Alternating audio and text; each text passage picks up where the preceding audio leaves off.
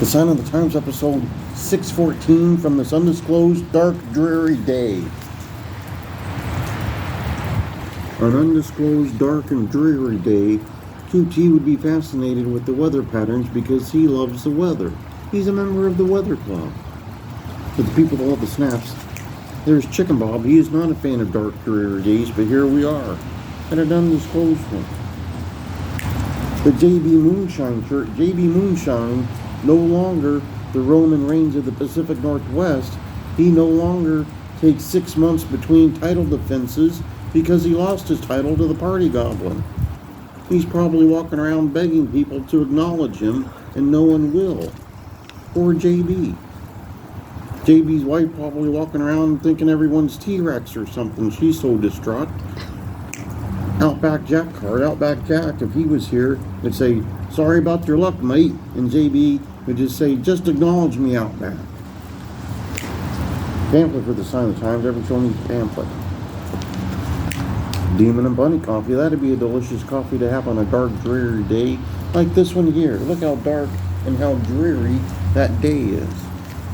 The Twitter/X where you can follow me, but not literally, much like Ricky Ruckus does, much like Coach Mike Jones does, but not literally. He's not out in this dark, dreary day with a poncho and an umbrella following me. I don't think. Facebook, Instagram, and YouTube, which you may be watching right now, hopefully, while subscribed. Otherwise, Stompin' Steve gets a sneezy head. Nobody wants a sneezy-headed Stompin' Steve around. CAC program. More recent version. Hopefully, Keith Ryan will go this year and bring me the most recent. An RWA show flyer. A Jakari Frost flyer. Jakari Frost showing shock on his face at how JB Moonshine no longer is your heavyweight champion of Combat Pro Wrestling presents theatrical wrestling. Picture of old Ken Hamlin throwing a rock through the McDonald's in protest of JB's loss. Autograph picture of Seymour Shaw, proud member of the Gallagher roster, possibly no longer a proud member of the JB Moonshine fan club because he lost the title after a 4-year reign. He had like 8 defenses, but he held the title for 4 years. Autograph picture of Kevin Sullivan. There's Paul Freakshine and John Lennon before the big split. Paul Moonshine has returned. No longer a Freakshine, apparently. He used to run with those guys. There he is in happier days with his niece, Casey Carlisle. Pictures at TCCarlisle.com. No longer available because she's retired for, however long it'll be, a couple of weeks, couple of months. Those were available.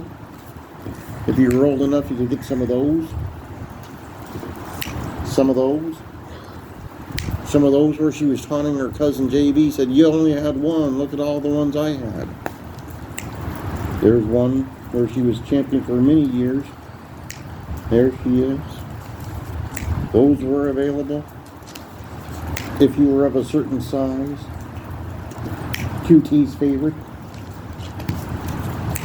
JB probably posed like that with the CPW title a time or two. There she is. There she is, angry that her cousin lost the title. Other members of Team Bad News. Not one single solitary good knee in that entire bunch. Book I got for QT out of a little free library. And book I'm about to start reading. It is A Dugout to Peace by Gary Morgenstein. I'm about to start that. I'm looking forward to that. The third in the Dark Depth series. First 2 were fantastic. Look forward to reading the final chapter of that. Gary Morgenstein, former writer over at Pro Wrestling Illustrated. Also, he worked for the Sci-Fi Channel. He sure did. This week, a moderately busy week.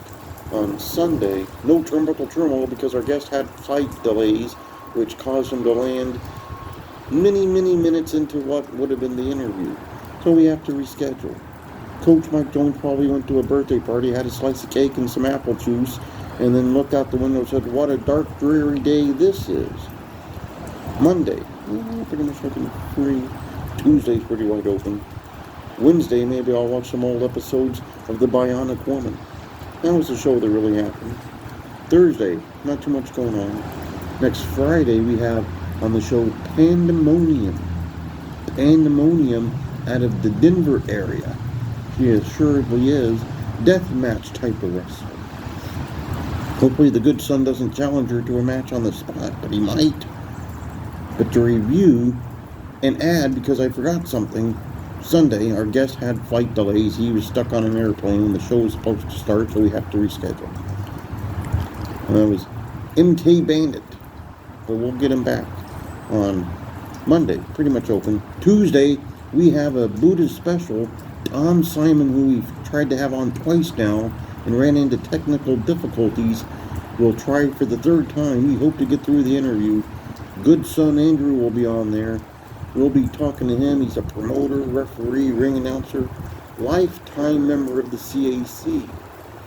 He's probably met old Ken Hamlin. Maybe they played cribbage together.